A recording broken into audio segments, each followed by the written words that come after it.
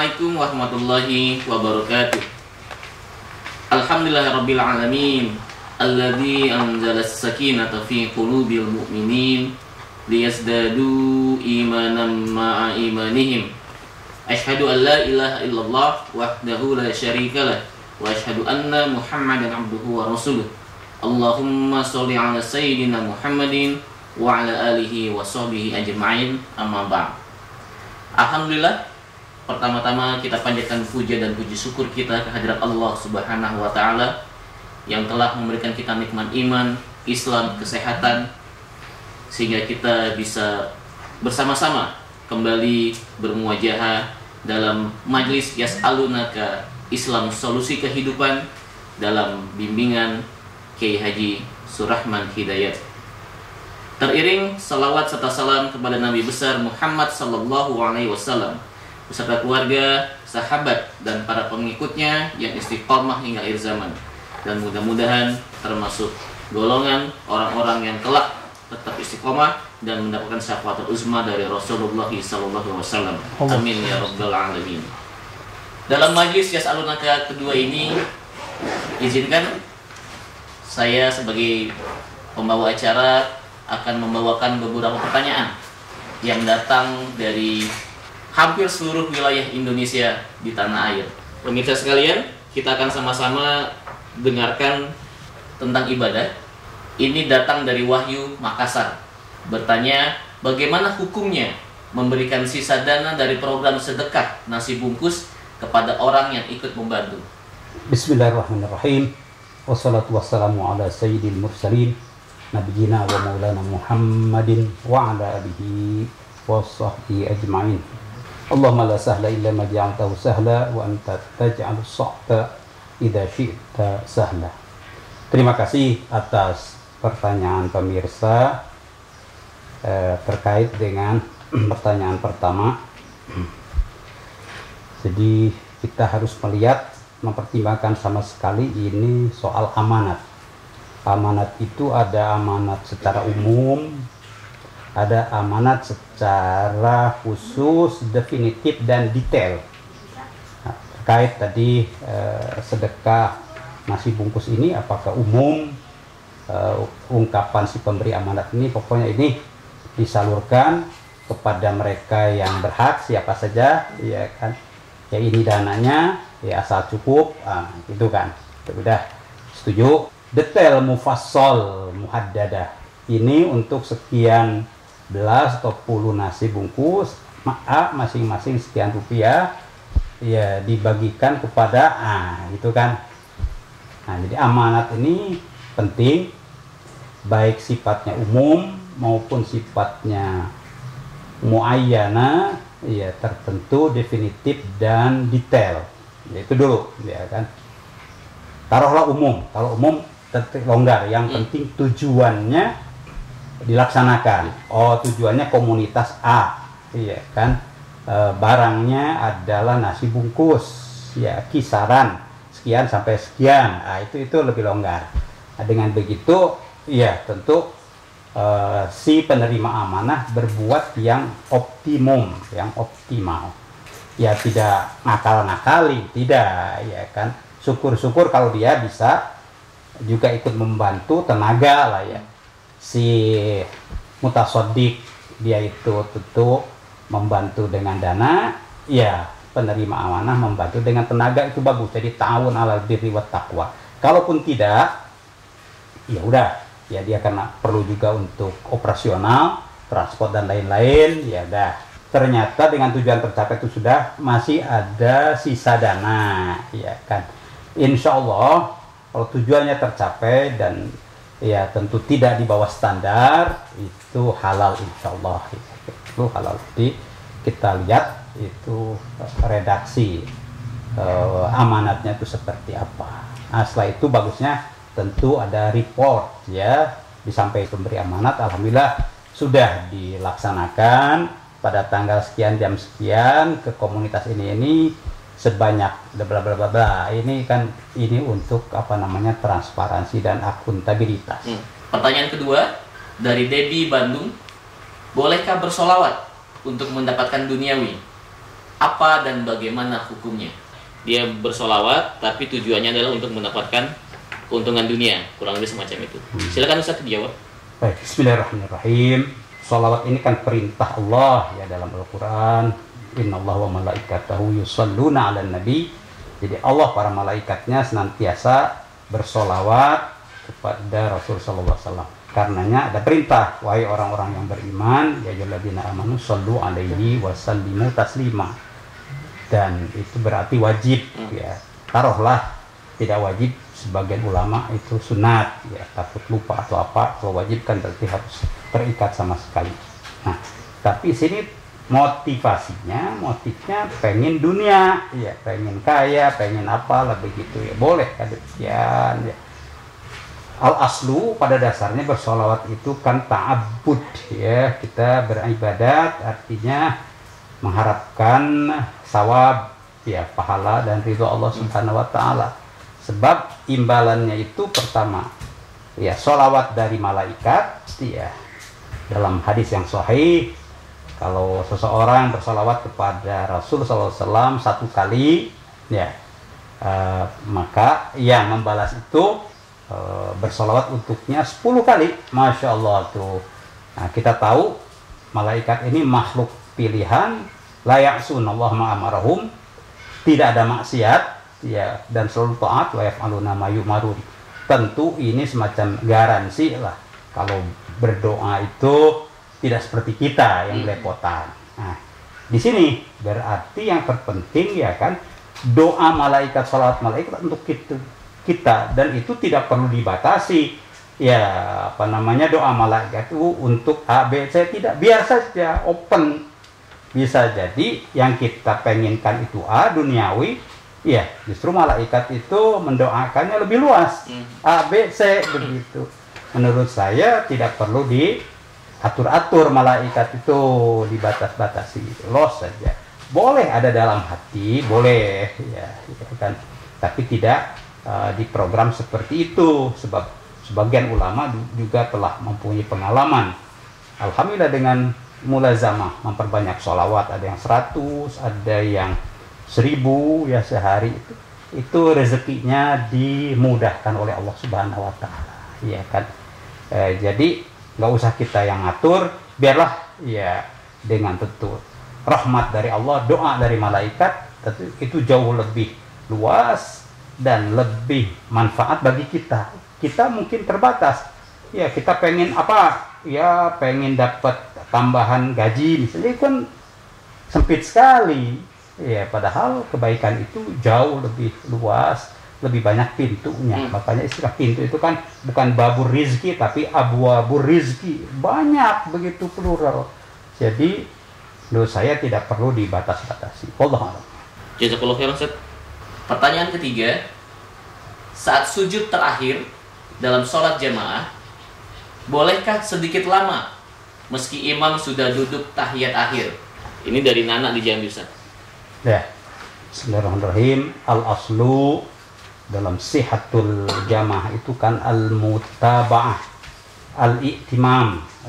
Kita al-iqtida, mengikuti, memutaba'ah gerakan imam ya kan. Tidak boleh mendahului kan, bahkan para ulama itu ketat, mendahului imam itu sampai 2 kali rukun itu batal kan berjamaahnya, itu berarti indisipliner iya kan. Jadi mutaba'ah. Nah, bagaimana dalam tahiyat akhir ya kan, ada harapan dan bahwa ada hadis juga, perbanyaklah doa begitu kan, kemudian boleh diperlama ya, padahal itu sudah rakaat terakhir, imam mau salam ya, tapi kita masih nambah doa-doa kan, aksiru fid doa. Jadi kalau dibandingkan baca Al-Quran ayat dengan doa, justru di sujud itu lebih afdol membaca doa.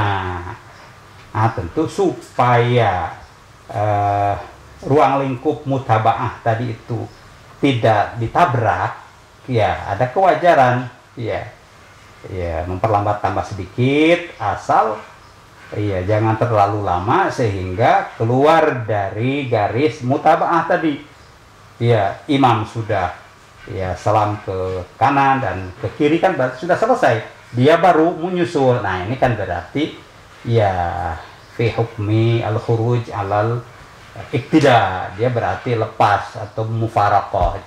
Ya, jadi boleh, tapi ya sebelum kira-kira imam ya baru assalamualaikum, kita kan nyambung sedikit gitu, itu masih dihitung ya mutabaah, mengikuti imam.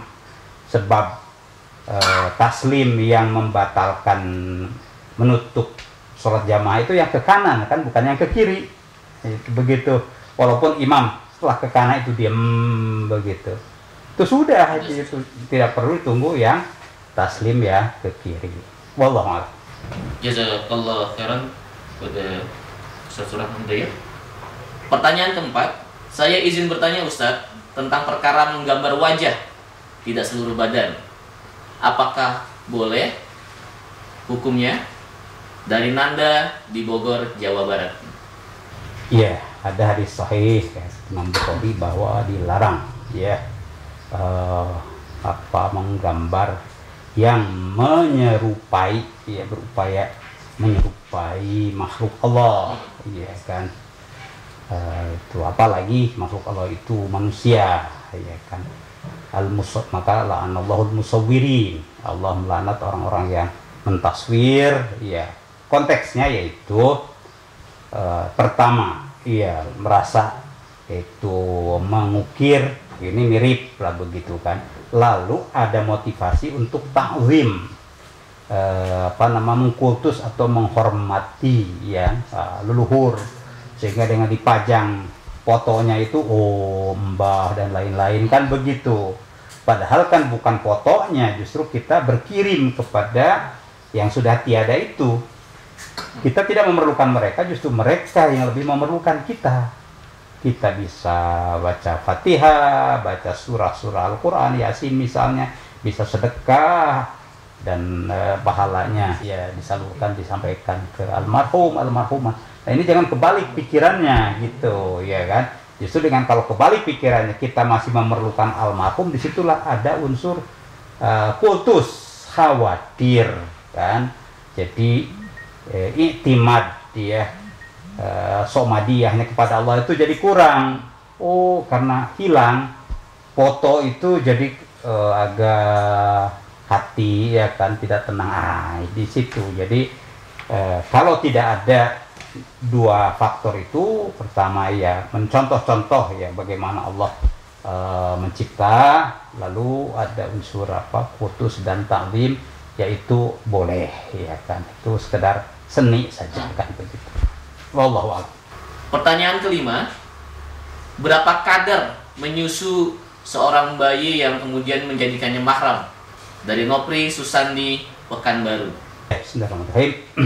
Ini al-mahromiyah, keharaman nikah seorang perempuan dengan laki-laki itu karena dua sebab. Pertama sebab nasab ya kan, itu ada urutan-urutannya.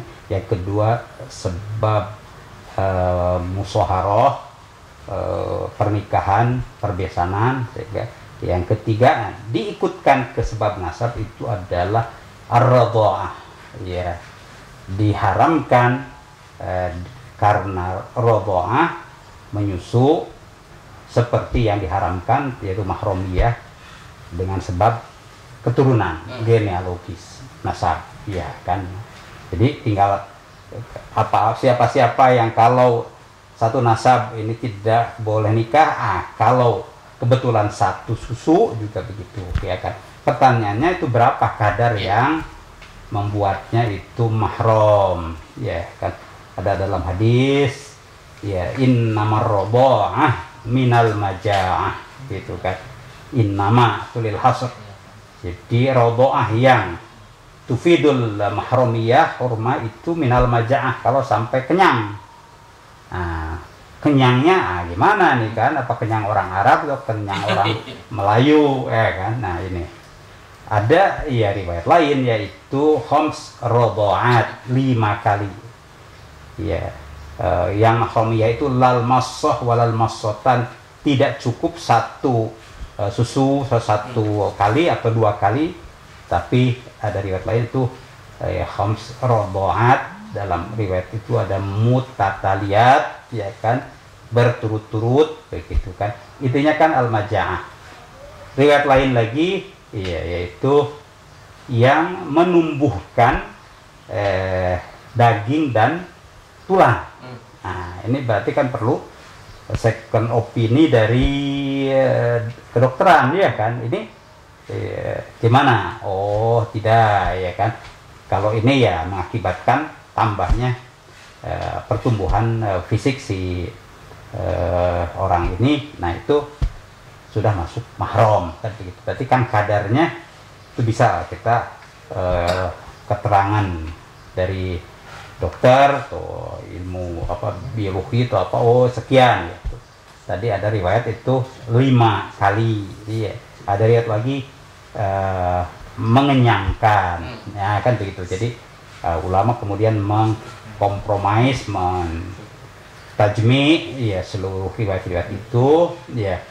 Jadi kalau hanya 1 kali itu belum, ya kan. Tapi kalau ya ada yang menyebutkan minimum 3 kali. Kalau 3 kali itu fi hukmil kasrah, 3 itu banyak, ya kan.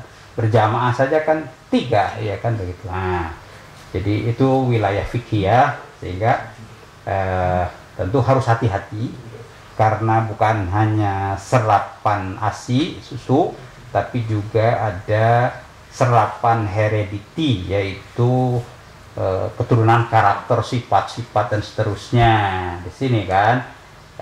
Itu tentu jauh lebih penting daripada soal tambahnya bobot atau apa daging isi bayi itu, ya kan. Nah, jadi tentu perlu ditanya berapa kali ini ya kepada si ibu, bapak, anaknya berapa kali, lalu tanya kalau bidang keahlian ini sekian kali. Kalau perlu tanya ustadz gitu, adik kumpulkan. Oh ya, ini sudah. Hati-hati di situ lebih penting daripada beringan-ringan, ya kan? Karena menyangkut ini batas antara halal dan haram, kan begitu. Ikhtiar, ya, hati-hatian. Wallahu a'lam. Keenam, saya sering lihat pria berambut panjang sholat, nah, rambut gondrong ya mungkin ya. Rambutnya diikat sehingga jadi bercabang-cabang. Bagaimana ini hukumnya? Ini pertanyaan dari Aji, Jakarta. Kan yang fi'liyah itu perbuatan-perbuatan itu dipenuhinya tentu seluruh rukun-rukun itu sejak takbiratul ihram sampai taslim, yaminan wa ya shimalan. Tapi ada ya rukun yang inti sesungguhnya, yaitu al-khusyu'. Jelas dalam ayat-ayat disebutkan orang beriman yang bahagia itu adalah orang yang fi salatihim khasyi'un, kan khusyuk. Nah, Imam Al-Ghazali itu sampai menyebutkan khusyuk itu jiwanya sholat. Orang itu kalau tidak ada jiwanya ya tinggal rangkanya saja, nggak ada apa-apanya kan gitu. Artinya kalau sholat sonder khusyuk ya udah, ya kan, nggak ada apa-apanya. Khawatir pertanyaan tadi itu soal gara-gara rambut panjang, ya kan, jadi mengurangi khusyuk, apalagi kalau ya meniadakan khusyuk karena dia akan disibukkan dengan rambutnya itu, kan jadi lahwun walau ya main-main kan begitu. Apalagi kalau mungkin ada temennya yang iseng gitu kan, ditarik atau bagaimana. Jadi ini tidak baik untuk ya kualitas sholat, ya. Apalagi ada hadis bahwa sujud itu, nah ini di bab sujud kan, itu harus ya mencukupkan ya 7 anggota, yaitu jabhah, ya kening, kemudian kedua telapak tangan, kedua lutut, dan kedua ujung kaki melipat kan begitu. Ini saya suka lihat ya yang bagian ujung kaki ini agak kurang nih kan, sebagian santri itu ya cukup gitu aja, padahal harusnya ngelipat. Nanti ya kita semua akan meninggal ketika tentu saja posisikan di kubur itu kan posisi kaki melipat kayak tahiyat kan begitu. Terus jadi sampai masalah itu. Nah, ini karena persoalan tadi rambut, ya bisa saja jadi menghalangi jabha kening. Nah, khawatir itu paling tidak mengurangi kesempurnaan ya.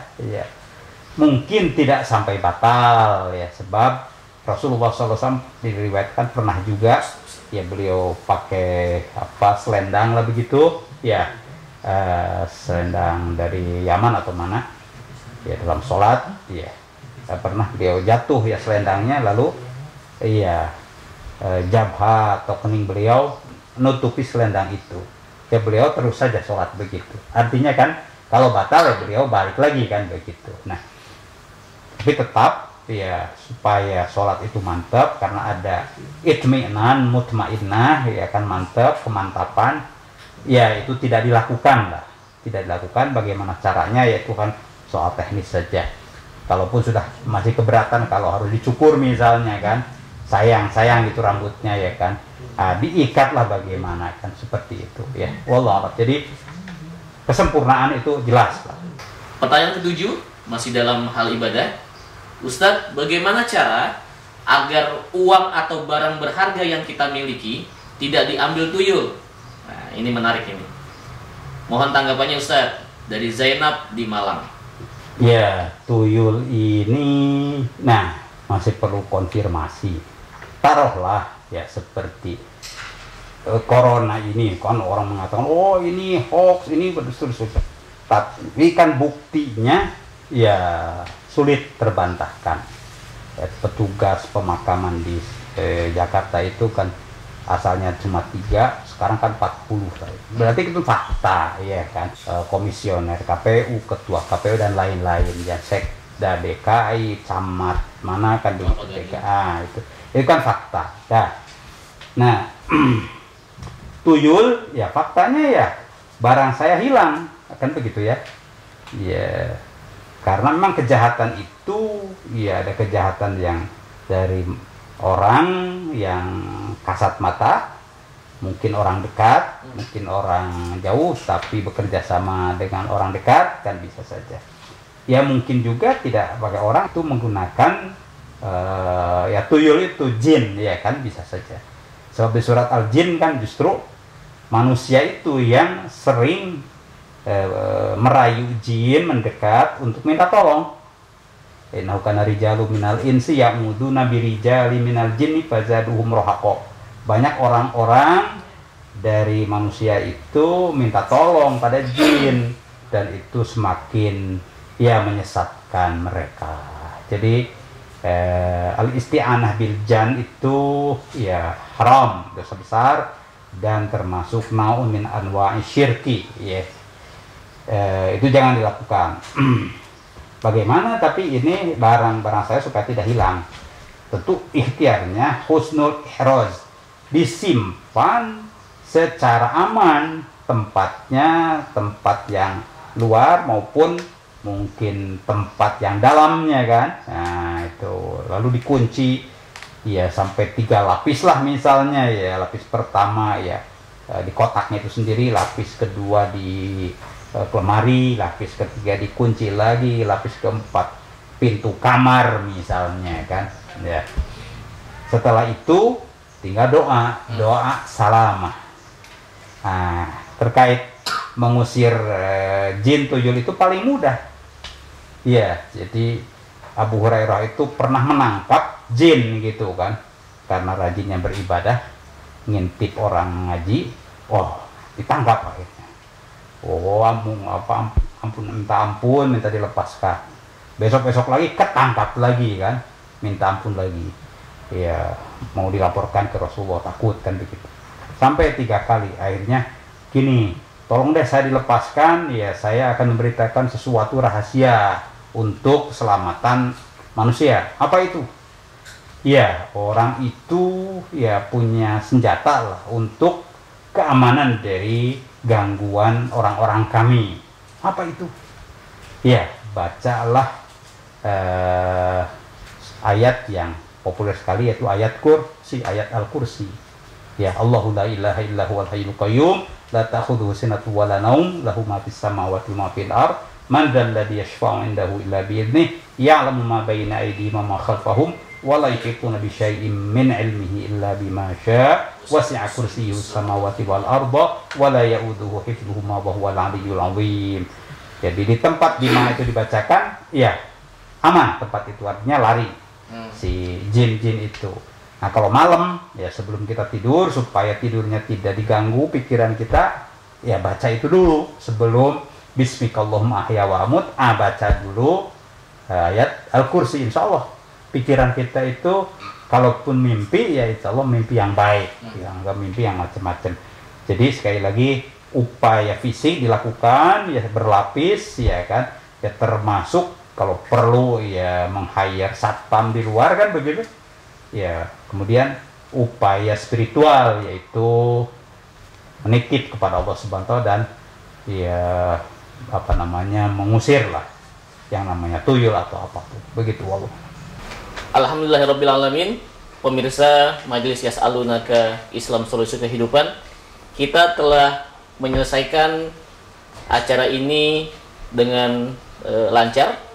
Berbagai pertanyaan telah dijawab oleh Kiai Haji Ustadz Surahman Hidayat. Ini menunjukkan bahwa Islam adalah agama yang paripurna, syumuliyah Islam, Islam yang lengkap. Insya Allah kita akan kembali berjumpa dalam Majelis Yas'alunaka ketiga atau berikutnya. Dan Kiai Haji Surahman Hidayat tetap akan membersamai kita menjawab pertanyaan-pertanyaan dari pemirsa yang menyangkut persoalan hidup kita sehari-hari. Sekali lagi dari masalah muamalah, keluarga, dan masalah ibadah. Wallahu muwafiq ila aqwamit thoriq, wabillahi taufiq wal hidayah. Assalamualaikum warahmatullahi wabarakatuh.